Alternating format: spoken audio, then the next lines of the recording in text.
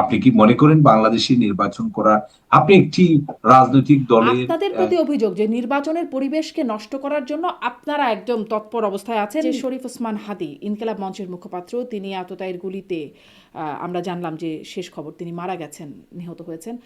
আম, আপনি নিশ্চয়ই দেখেছেন যে সামাজিক যোগাযোগ মাধ্যমে এটি সয়লাব, দেশ জুড়ে প্রতিবাদ হচ্ছে, বিভিন্ন জায়গায় শোক হচ্ছে। আমি আপনার কাছ থেকে প্রথমে একটু জানতে চাই আপনার অভিব্যক্তি, আপনার দলের নেতাকর্মীদের অভিব্যক্তি আসলে এই ঘটনার পর কেমন। আমি ব্যক্তিগতভাবে শোক প্রকাশ করছি। তার পরিবার, তার স্ত্রী, সন্তান এবং তার পরিবারের প্রতি সমবেদনা জ্ঞাপন করছি। যে বাংলাদেশে কোনো মৃত্যু কিন্তু কাম্য নয়। বিশেষ করে আমাদের যে অতীত অভিজ্ঞতা, গত 54 বছরে যে আমাদের অনেক রাজনৈতিক নেতা হত্যার শিকার হয়েছে, আততায়ী গুলিতে নিহত হয়েছে।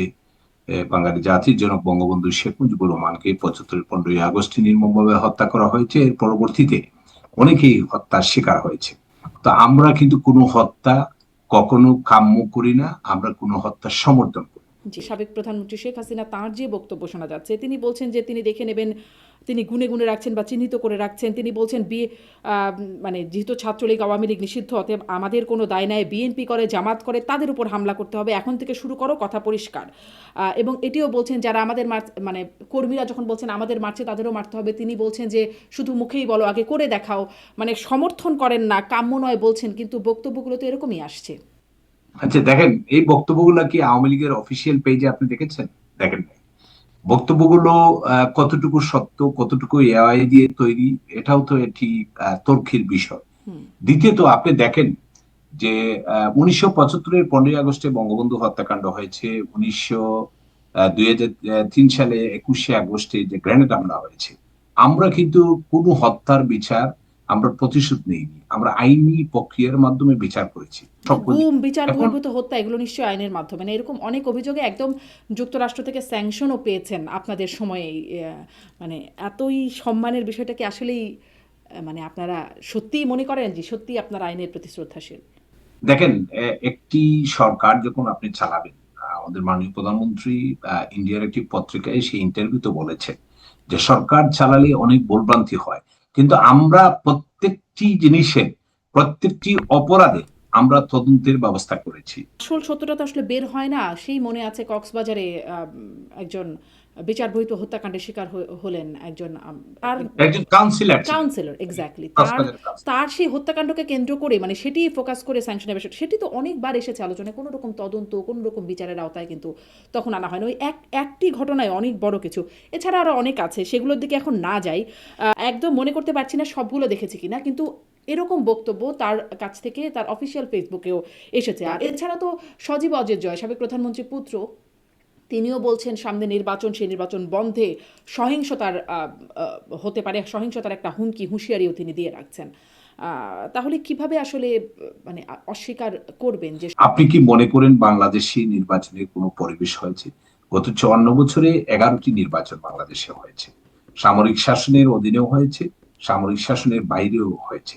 এখন যারা প্রার্থী, যে সকল রাজনৈতিক দল আছে, সুশীল সমাজ, সাংবাদিক, বুদ্ধিজীবী, কেউ কি মনে করে যে বাংলাদেশি নির্বাচন করার কোনো পরিবেশ আছে? আপনি কি মনে করেন? আপনি একজন সাংবাদিক, আপনি কি মনে করেন বাংলাদেশি নির্বাচন করা, আপনি একটি রাজনৈতিক দলের আপনাদের প্রতি অভিযোগ যে নির্বাচনের পরিবেশকে নষ্ট করার জন্য আপনারা একদম তৎপর অবস্থায় আছেন। প্রধান উপদেষ্টার ভাষণ শুনেছেন নিশ্চয়ই, তিনি বলছেন যে ফ্যাসিস্ট টেরোরিস্ট শব্দটাও নতুন করে যোগ করছেন আওয়ামী লীগের জন্য। যে আওয়ামী লীগ তো নাই সারা বাংলাদেশে।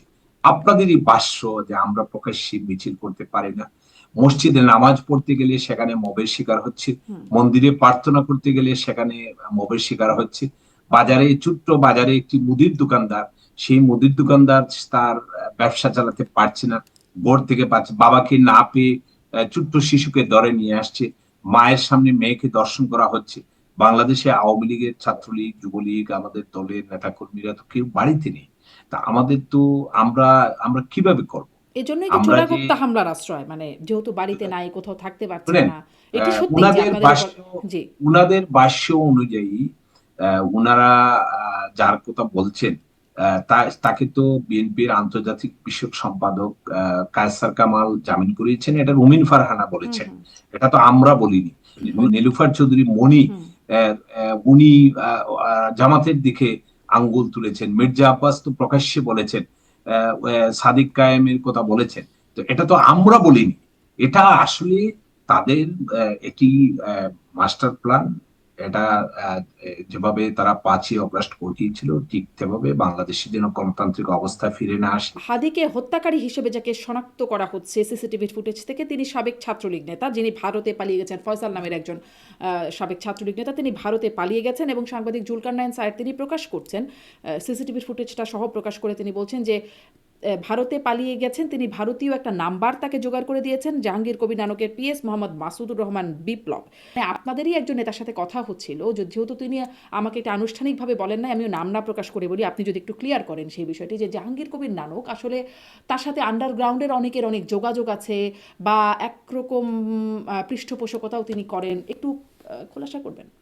এটি তো এক পেশে অভিযোগ। যখন দ্বিতীয় পক্ষ উপস্থিত না থাকে, তখন কিন্তু আপনি অনেক কিছু বানিয়ে বলতে পারবেন, গল্প তৈরি করতে পারবেন। দেখেন, জাহাঙ্গীর কবির নানক একজন বীর মুক্তিযোদ্ধা।